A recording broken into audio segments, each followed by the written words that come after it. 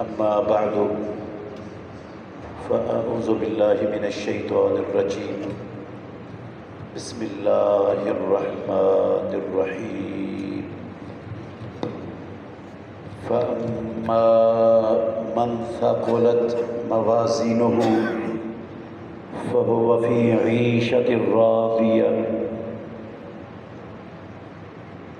وأما من خفت موازينه فأمه هاوية وما أدراك ما هي نار حامية۔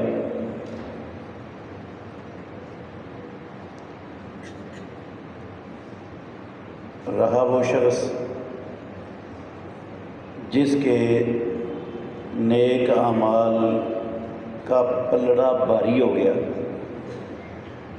تو وہ پسندیدہ زندگی میں ہوگا، اور جس کی نیکیوں کا پلڑا ہلکا ہو گیا تو اس کی ماں حاویہ ہے۔ اور کس چیز نے آپ کو معلوم کروایا کہ حاویہ کیا ہے؟ بھڑکتی ہوئی آگ ہے۔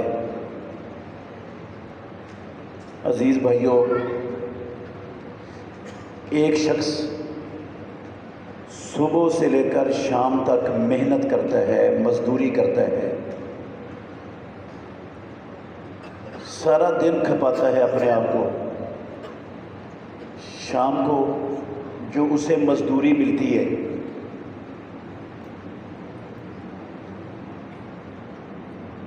وہ اس مزدوری کو تندور میں ڈال کر آگ لگا کر جلا دیتا ہے،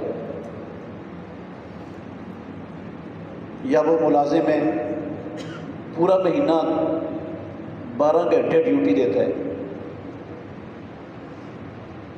اور مہینے بعد جو سیلری ملتی ہے اس کو اسی طرح پکڑ کر تندور میں ڈال کر اسی وقت جلا دیتا ہے۔ آپ اللہ کے گھر میں بیٹھے ہو، مجھے دیانتداری سے بتانا، لوگ اسے کیا کہیں گے، کیا نام دیں گے؟ آپ سے پوچھنا ہے میں نے،